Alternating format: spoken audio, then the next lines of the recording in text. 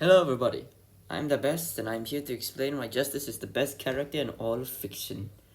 Let us begin first with the first section and what is Justice's story.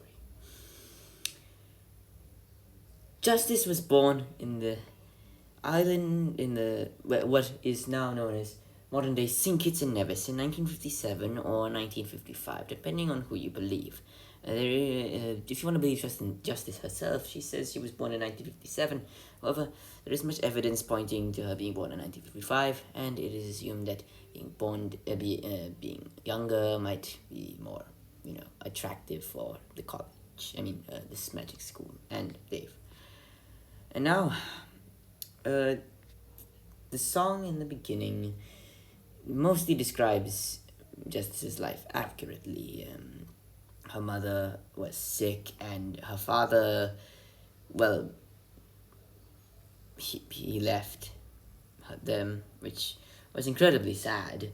And there's one thing that's wrong though.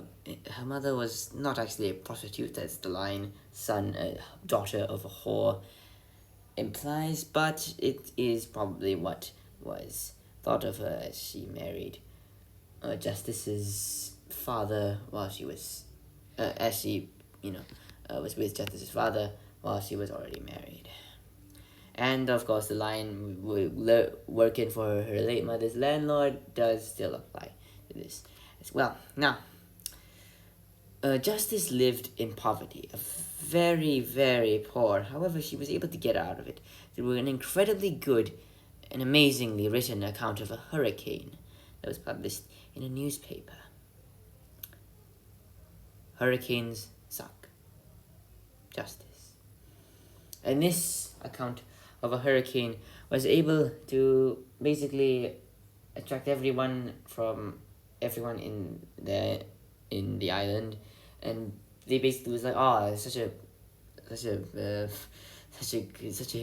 talented young lad. Let's make her get an education in the colonies or nowadays United States, and then she can return and bring money to the island. And yeah, then it was a good plan, and it was good for Justice because she got to move to the United States, or I guess the colonies, and don't ask why this is in whatever that language is, I don't know. Anyways, this is where she met Dave, her first friend, and she wanted to apply to the magic school to get an accelerated course of study so she could become a magician and get a job. And it is also here where she met her friends, Mr. Sheep, Greg's sister, Mary, Marcus, and Mike. And these 5 plus Dave people would be best friends until they all died. These friends and a lot of other people also participated in the Stickworld Civil War. Not the Stickworld Civil War, sorry. The Stickworld Revolutionary War. And in fact, Justice was able to ascend to the rank of Overseer, appointed by the creator himself. The general of the entire army of the Stickworld faction. And she was even able to lead her own battalion in the Battle of Sticktown, and that battle is what is widely considered as the battle that ended the war. And yes, after that, Stickworld was declared independent, and the colonialism was gone. Everyone celebrated in their group of friends, and it was nice. Oh, and Greg's sister sadly died. Yes. Oh wait, let me explain how she died actually. Greg's sister died to some colonial troops that did not know the war was over. Anyways, Justice then became a lawyer, and she quickly rose in popularity and was well known, and she was even appointed to become the Stickworld's secretary treasurer, which was incredibly impressive. Oh, And did I ever forget to mention that Justice was married to Dave years prior? And they even had kids. But don't ask how they got the kids. Don't ask. Don't ask. I do not know. But Justice here cannot have a full streak of being not opposed, can she? Because it's time. It's time for her biggest opposition. France is following us to revolution. There is no more status quo. That's right. The scientist. Justice's biggest opposition had returned to America and was appointed as a Secretary of State. There, the scientist was able to oppose Justice's federal budget, and she had to resort to drastic measures such as giving the scientist the world's capital in order for her budget to finally be tabled. And yes, that budget is what shaped the nation to what it is now.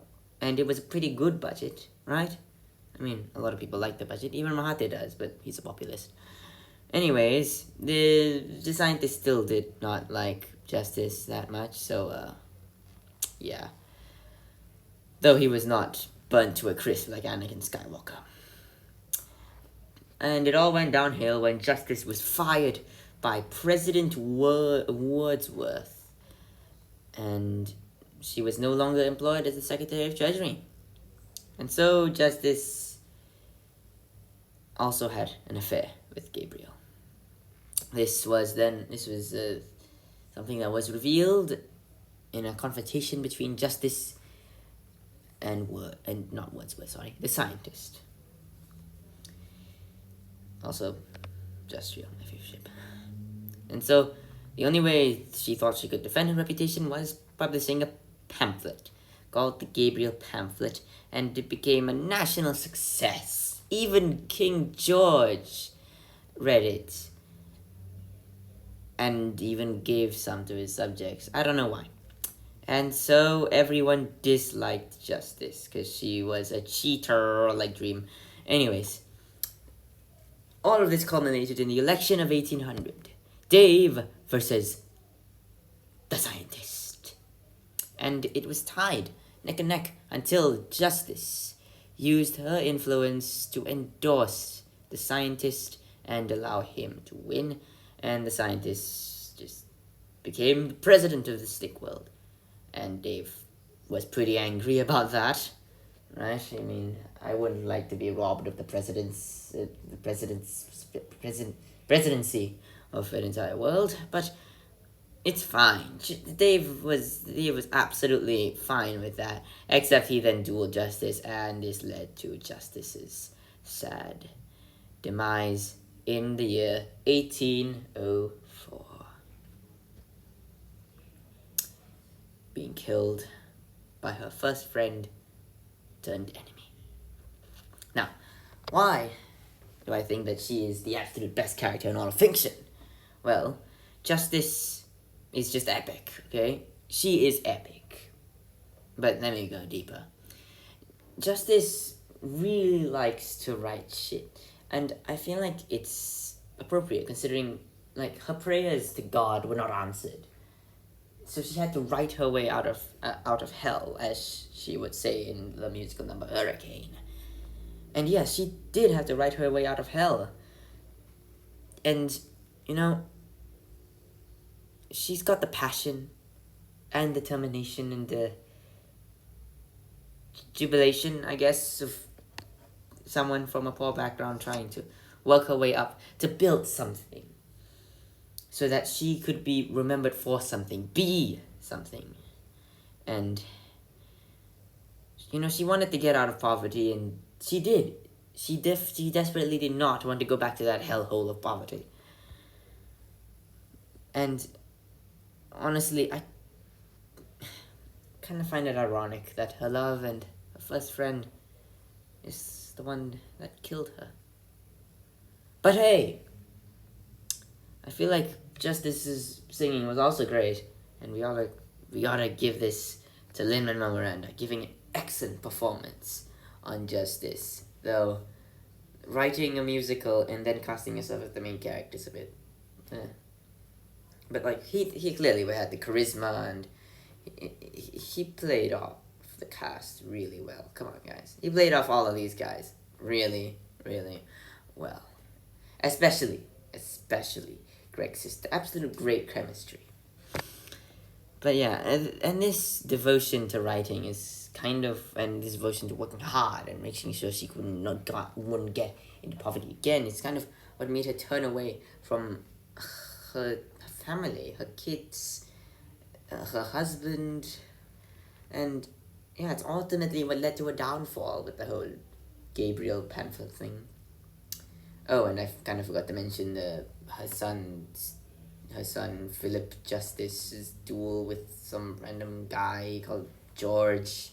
Yeah, she definitely cared for her son then, but that's kind of why I like her so much. She was sad about it, right? She doesn't just turn away from her family, and she's layered, right? She's like an onion. She's layered, and that's one of the reasons why I just